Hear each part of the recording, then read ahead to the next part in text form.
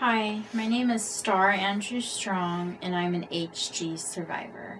I'm here to present to you what it's like to suffer from hyperemesis gravidarum from a patient's perspective.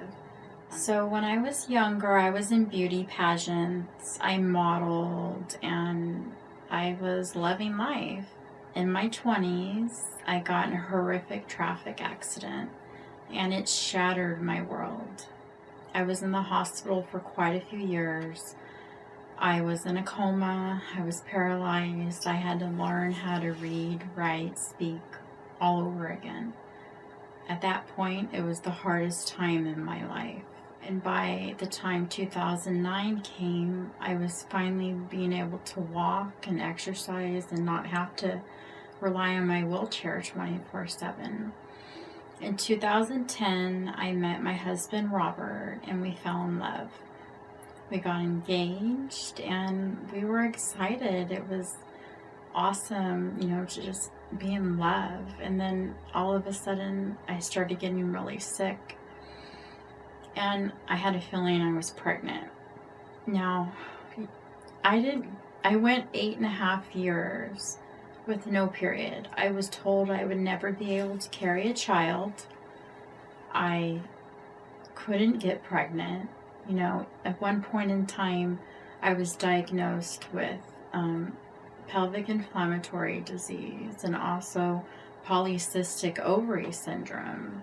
I was given hormones to try to start my periods, and I could not have a period. So I had to come to terms that I was never going to be a mother and have any children. And I was okay with that, but deep down inside I was sad because I wanted to be a mom.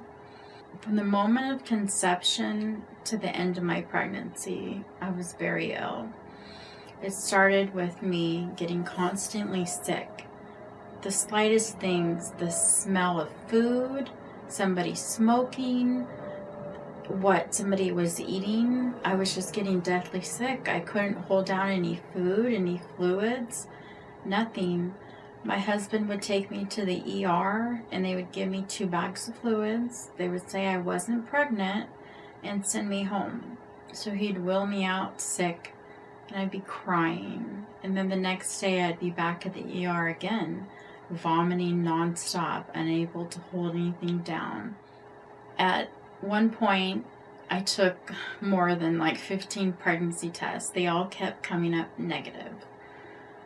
And every time I went to the ER, the tests were negative as well. So they were telling me, you're not pregnant, there's no way you can be pregnant.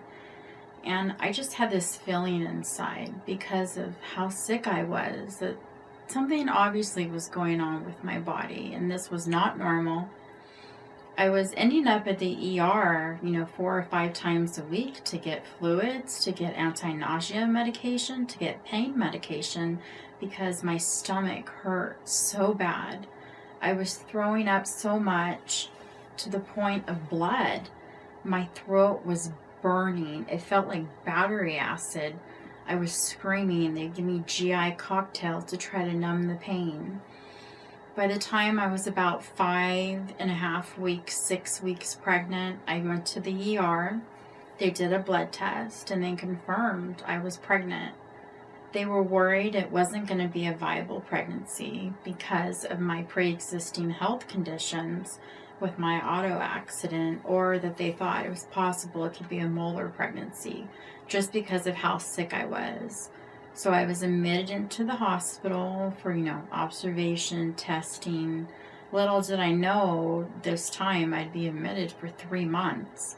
Every episode that I had from HG, would last for days, sometimes 24 to 48 hours. At one point in time, I vomited 98 hours straight, nonstop. At one point in time, I had 3 OBGYNs come in the room and tell me, Miss Andrews, we need to speak with you. You're not going to survive. Your sodium levels, your potassium levels are critical. If you do not have a therapeutic abortion, you are going to die. Now, at that point in time, when somebody tells you if you don't do something, you're going to die, it's scary. I was terrified. By the time those 3 OBGYNs walked out of the room, I was convinced the only way out was abortion. And I know there's other moms out there that have felt the exact same way. I wasn't offered any alternate plan to help me, so I was convinced that I needed to have an abortion. And I'm so grateful I didn't, or I wouldn't have my beautiful little girl. So when I decided I didn't want to have an abortion, the OBGYNs were actually really upset at me. My husband came in and told him to stop treating me like a caged animal and treat my wife and my child. I thought at that point in time, when my husband was standing up for me, things were going to be good. But they weren't. I came across so many people in the hospital and in my life that just did not understand what hyperemesis gravidarum was. Now, the first time I heard the words hyperemesis, I honestly had no idea what it meant. I was like, hyper what? I had my husband go out and go Google it because I really didn't even know what it was. I knew whatever was going on with me was not morning sickness. It was beyond. So he went outside because the hospital didn't have service at the time and Googled it, came back in, and I was able to read a little bit about it. I was like, this is what I have. But the problem was I didn't have any understanding doctors that understood what I was going through. I didn't have compassionate nurses that got it. I didn't even have family and friends that got it. I only had a small inner circle of people that believed me. Never seen anybody go through what I was going through, but at least they believed me. I mean, that's really what got me through, because I had no validation from the medical community. I kept getting IV fluids. At one time I had 2 IVs going, medication. They couldn't get me to stop vomiting. You know, I was told it would go away, 11 weeks. After 11 weeks, it didn't go away. I just was still constantly sick. By the time I was discharged in October, I was able to make it to my wedding, barely. And by the time we came back, I ended up back in the hospital again. I was still just being told I had morning sickness. I needed to suck it up. I had nurses would take my bucket away from me or withhold my medication because I was told that I was throwing up because I didn't want my baby. I was told my husband was pressuring me into keeping a child that I didn't want. I was told it was psychosomatic and it was all in my head. I had doctors and nurses telling my husband and my family that I was doing this to myself because I wanted attention. I was pretty much bedridden when I was home because I was constantly nonstop vomiting. No matter what I ate, drank, always came back up. But I always would try to keep something down because it helped so I wasn't vomiting blood and acid. When you're vomiting that much and you're vomiting blood, it's terrifying. It's just terrifying. I just wish somebody would have took me seriously and validated and believed what was going on with me. And that was just really, really hard to deal with, not having understanding. I would have OBGYNs twist my words I even had one OBGYN tell me I needed to see a shrink for my eating disorder. And because I wouldn't see a shrink for my so-called eating disorder, I was told I was an unfit mother. Now, being a first-time mom, that was devastating to be told I was an unfit mother. I was suffering from this rare condition, hyperemesis, yet I didn't have any understanding, and because I wouldn't see a shrink, I was told I was an unfit mother. I was told I was making this all up. It was all in my head. Having little support from family and friends and people saying, oh, it's just morning sickness, it'll go away. Try not to think about it. Well, it's hard to not think about it when you're constantly throwing up and you can't hold down anything. And I think that's where the understanding of most people don't get. There's morning sickness, and then there's hyperemesis gravidarum. They're not even in the same category, in the same ballpark. It's not acute morning sickness. It's not severe morning sickness. It is hyperemesis gravidarum. And most people just don't understand the difference. I mean, there's things with HG that you don't get with morning sickness. Morning sickness, you're able to function, you lose little weight.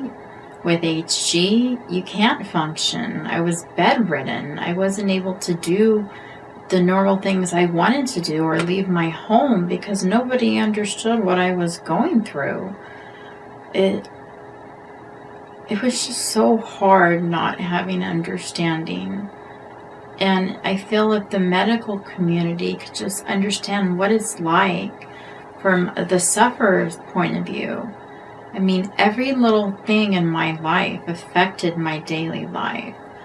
From somebody cooking, somebody eating something in front of me, for any type of smell would trigger me to vomit. Watching food on the TV, like if somebody's watching the Food Network, would make me deathly sick. When I was in the hospital and it was time for breakfast, lunch, or dinner, anytime the food would go around the hospital, I could smell it, even with my door shut. At home, I would have to block sheets underneath the door and put my head in the pillow. I didn't want to go out because I never knew when I was going to get sick. And I was just confined mostly to my room. And it's so hard to not have understanding, not just only from the medical community, but society in general. Most people just assume it's morning sickness when it's not. By the time I was 5 months pregnant, I was finally able to get an IV PICC line. And only because the doctors were sick of seeing me in L&D, because no nurse can get an IV in me. An anesthesiologist would have to be called and have to come in.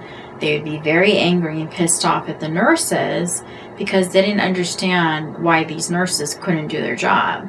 Then the anesthesiologist would come in, try to poke me, not get it in. He'd be like, "Oh, you're dehydrated." Well, yeah, I'm dehydrated. I need fluids. Please help me. They tried to put IVs in my feet. I would have to get them in the back of my wrist, and my IVs would always blow. So an IV would never stay in very long. They would start to give me fluids. It would blow. All I wanted was fluids and medication. I just wanted it to stop. I remember I was in L&D one time, and the nurses were trying to wake me. And I guess I kind of blacked out. And at that point in time, I didn't know it, but I was depleted on thiamine. I was completely out of it. And at that time, I didn't know my life was on the line. Even when I finally did get my PICC line and was on home health care, I was still at the hospital 4 or 5 times a week. And that was mostly because I didn't have a nurse that constantly came to my home. My husband became my nurse. My husband had to change my IV bags. My husband had to put my vitamins in my IV bags. So I had to get it through my OBGYN. And I would only get about 15 vials of Zofran. Now you have to think 1 vial, actually 2 vials I would have at a time to equal the amount of medication I needed. And that would be every 8 hours. So every few days I would run out. The pharmacy wouldn't have it in stock.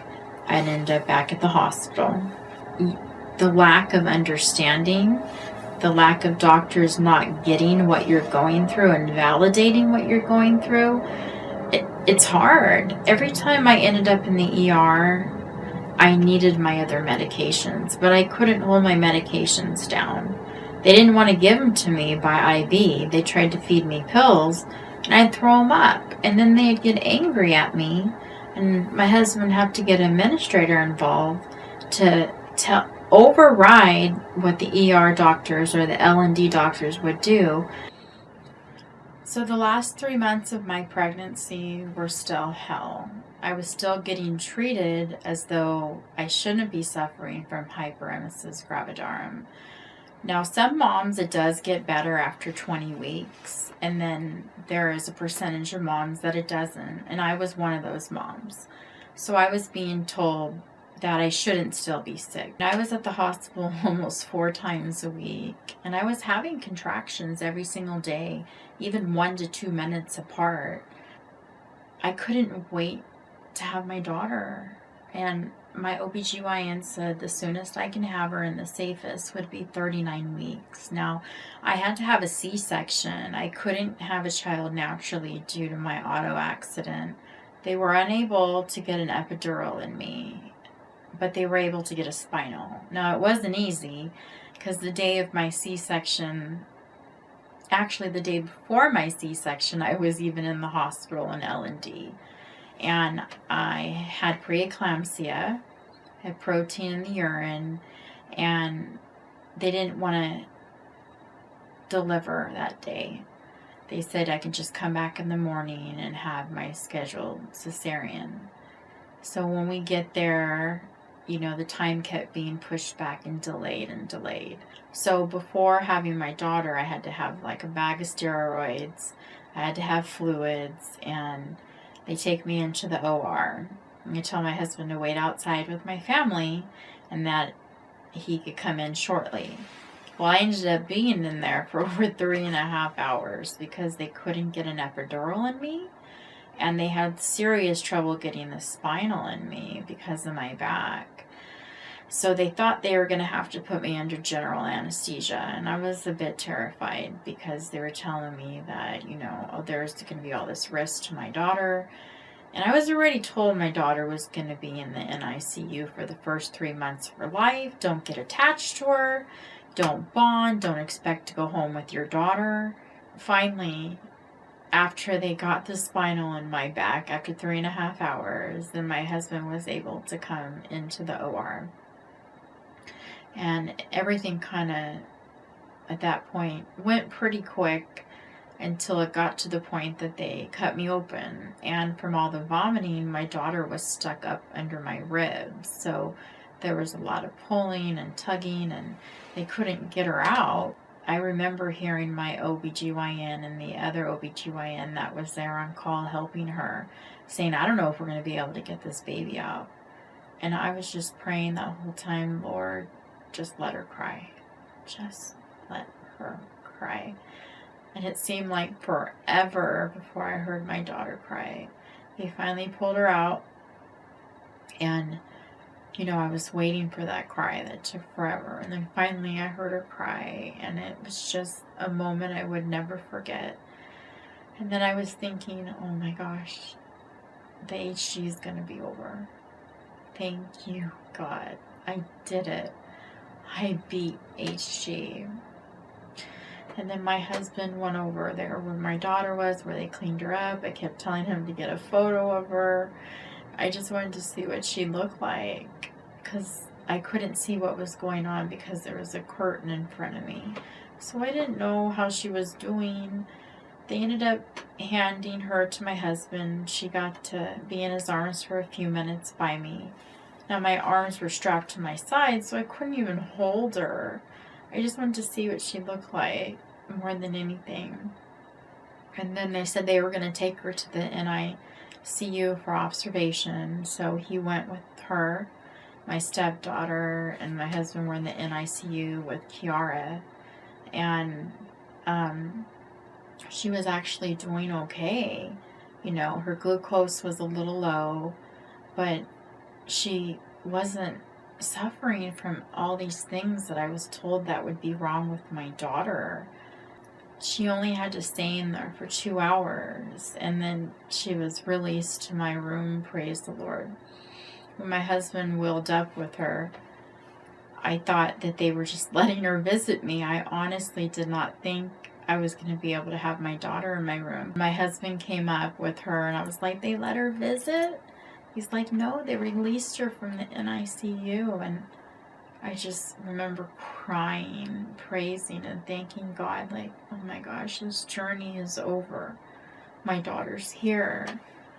But then, you know, the first time I held my daughter, I was so happy thinking, wow, I went through hell to have her. I survived. But then I was left with all these thoughts of, why did I go through hyperemesis? Why did I not get help? Why didn't I get better care? Who's going to help me with processing all these feelings that I was having? I had anger, I had resentment towards the medical community. I was released 3 days later, and my daughter got to go home with me. She was so tiny. She had no meat on her whatsoever. For me being so malnourished, my daughter was malnourished. No baby fat on her whatsoever. She was born at 6 pounds, 10 ounces. Now, when I had my last scan, they told me she was in the 10 percentile, that she was going to be really small. So I was expecting my daughter to be 4 pounds. So I was ecstatic that she was even 6 pounds. We brought her home, and from that moment on, I was happy to have my daughter with me, but then the whole aftermath began. And my daughter just had issues from day one, not being able to sleep, having reflux so bad she was vomiting like the Exorcist, all her formula. And slowly but surely, I was seeing all these issues my daughter was having. I had 2 friends at the time that had babies the same time as me. Now, they didn't suffer from HG. And when I would hang out with them, I noticed my daughter was different. My daughter was doing things that their children didn't, and they would look at me like, what is wrong with your kid? And it scared me, because I'm like, why is my daughter different? Why is my daughter screaming and arching her back when I'm giving her a bottle and their kid's fine? Why is my daughter puking all her formula and their kids aren't? It wasn't until I actually met another HG mom, probably a year after my pregnancy, and I was telling her everything I went through, and then she validated everything I was saying and said her child had the same issues as me. And when I met her, that's when I knew, you know what, I need to advocate for moms that suffer from it. I made myself a promise that if I survived HG and me and my daughter made it, that I would help any mom possible, that I would advocate, and that I would help raise awareness for what having an HMO, I feel, directly made a huge impact of why I had horrible medical care. Perhaps maybe if I had better medical care, I could have had the other options that were out there to help me during my pregnancy, so I wouldn't be suffering in the aftermath. For many moms like myself, having hyperemesis gravidarum, HG isn't over once you have your baby. And there's so many treatments out there now, and they were out there then, but I wasn't able to get them. I was denied to have TPN at home. TPN is formula that would go through your IV PICC line and be able to give me nutrition. It's so important when you're pregnant and you're starving. You need to have better care. More aggressive care, I think, is necessary. You know, from having not just a PICC line, but there's NG tubes, a feeding tube that goes up your nose. You can get a feeding tube into your stomach, into your intestines, and you can have a Zofran pump, a Reglan pump. There's just so many other treatments that are out there that I wasn't given. I mean, honestly, I was tortured by my HMO. The last 3 months of my pregnancy, I was having contractions every single day because of the stress and not getting good care. It's been 5 years since the birth of my daughter, and I'm still suffering in the aftermath of hyperemesis gravidarum. And I feel if I had better care, my daughter and myself wouldn't be suffering now. There's so many moms out there like myself that are scared to talk about once they have their baby. They're still suffering, but they're too scared to speak up because the medical community feels, okay, you suffer from hyperemesis for 9 months, you're pregnant and starving for 9 months, and then you have your baby, you're handed this baby, and then you have to deal with, what the heck did I just go through for 9 months? I literally just survived this hell, and I'm handed this child. What do I do now? And people and doctors and nurses and even family and society, expect for you to be better. But these moms, they suffer from postpartum depression, post-traumatic stress disorder from pregnancy.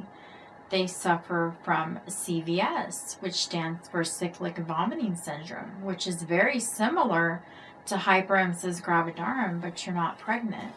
Moms get gastroparesis, which is slow emptying of your stomach. This is one thing that I suffer from as well. I mean, the list just goes on. Depression, you feel isolated because you're alone. Many of the children that are born to hyperemesis gravidarum moms suffer in the aftermath as well. My daughter is one of them. Many of these children have neurological issues, have sleep issues.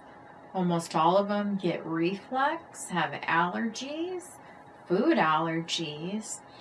I can tell you that every mom that I know that has suffered from hyperemesis has post-traumatic stress. Mom's mental and emotional welfare needs to be taken care of during and after HG. It's so important to have that addressed during and after pregnancy.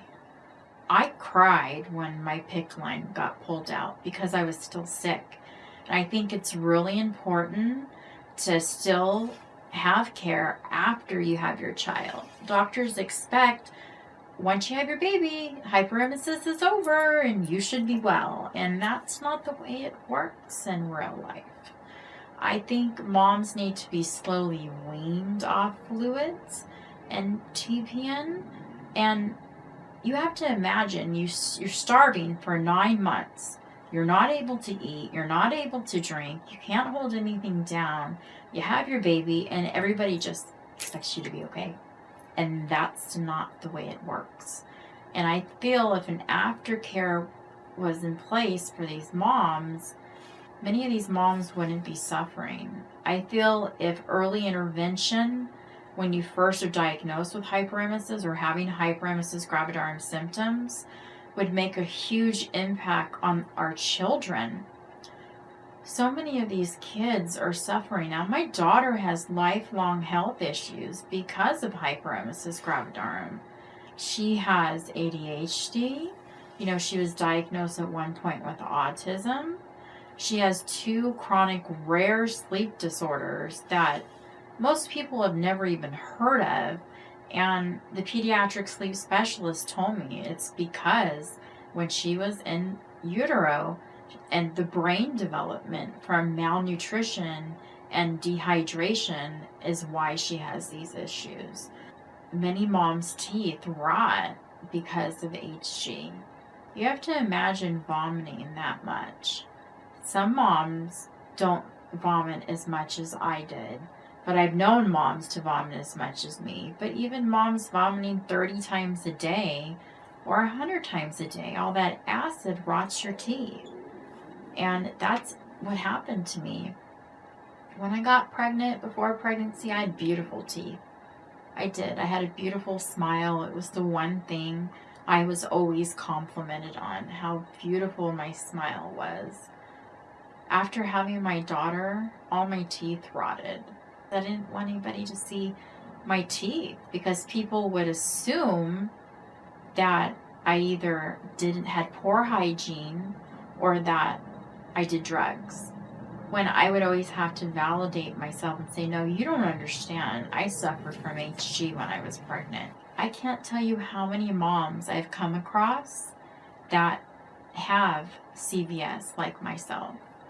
So it's 5 years later after my pregnancy, and I'm still suffering with vomiting.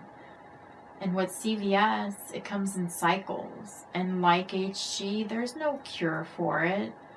And some days I'm still very ill. The first 3 years after I had my daughter, I was in and out of the hospital because my vomiting was so out of control. I decided that I wanted to write a book called Hyperemesis Gravidarum before, during, and the aftermath. I advocate for HG. I also advocate for cyclic vomiting syndrome. It's amazing how many moms I come across on Facebook in the groups, and how many moms come to me now for support, asking me, Starr, did you suffer from this? I'm able to help other moms have a better outcome, and that's what has helped me survive these 5 years, that being able to help other moms not have to just go through and suffer the way that I suffered. If you had morning sickness, yeah, C-bands and crackers and ginger ale and all that stuff would help. You can't cracker an HG mom. You can't tell an HG mom to suck it up. You can't tell her to forget about it. And this is where education and research and just basically getting the word out that there is this rare pregnancy condition called hyperemesis gravidarum, and mothers are suffering from it. It's life-threatening. 1 out of 3 babies don't make it to a live birth. And I believe that number is much higher because of how many moms I see lose their babies every day. I'm in a lot of support groups where I advocate and where I give support to moms, and every day I at least see 7, 8, 9 moms lose their babies. It's devastating. Moms are forced into an abortion because they feel it's the only way out, because the doctors aren't giving them a choice of aggressive medical care, stillbirth. Many babies are born sleeping because of not getting good medical care with hyperemesis gravidarum. If more doctors, more midwives, more OBGYNs, the ER and L&D just had a better understanding of hyperemesis gravidarum, I think it would make a world of difference. A world of difference. And I hope that this video will make a difference with somebody sitting in this room. You know, it just takes one doctor to make a difference, even if it's only with one patient.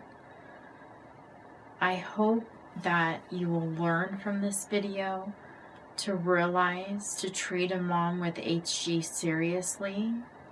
Women have died from hyperemesis. Babies die every day from hyperemesis.